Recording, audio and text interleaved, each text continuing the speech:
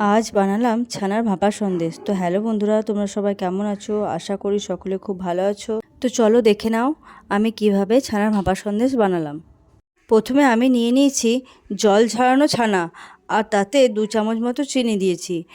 আর যেহেতু ছানাটা খুব ভালোভাবে জল ঝরানো ছিল, তাই আমি কিছুটা পরিমাণ দুধ দিয়ে মিক্সিতে ভালোভাবে এটা পেস্ট করে নিয়েছি। এরপর একটা পাত্রে আগে থেকে ঘি মাখিয়ে রেখেছিলাম, সেই পাত্রে ওই পেস্টটা ঢেলে নিলাম। 5 মিনিট আগে কড়াইয়ে জল ঢেলে একটা ঢাকনা দিয়ে জলটাকে ভালোভাবে গরম করতে দিয়েছিলাম। এরপর গরম জলে একটা স্ট্যান্ড বসিয়ে দিয়ে তার উপরে বাটিটা দিয়ে 20 মিনিট মতো ভাপিয়ে নেব। 20 মিনিট পর দেখো আমি ঢাকনা খুলে দেখাচ্ছি, খুব সুন্দর হয়েছে। তো এটা তারপর নামিয়ে নিয়ে কিছুক্ষণ ঠান্ডা করতে দেবে।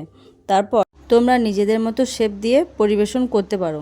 এই ভাপা সন্দেশটাকে আরও সুন্দর করে তোলার জন্য তোমরা যখন গরম থাকবে তখন কয়েকটা কেশর দিলে এটা দেখতে আরও সুন্দর লাগে। আমার কাছে ছিল না তাই দিইনি। তোমরা একবার ট্রাই করে দেখতে পারো, এটা খেতে খুব ভালোই লাগে। আমার এই ভিডিওটা শেষ পর্যন্ত দেখার জন্য তোমাদের অসংখ্য ধন্যবাদ। এইভাবেই তোমরা আমার পাশে থেকো, সঙ্গে থেকো, আর আমাকে এগিয়ে যেতে সাহায্য করো।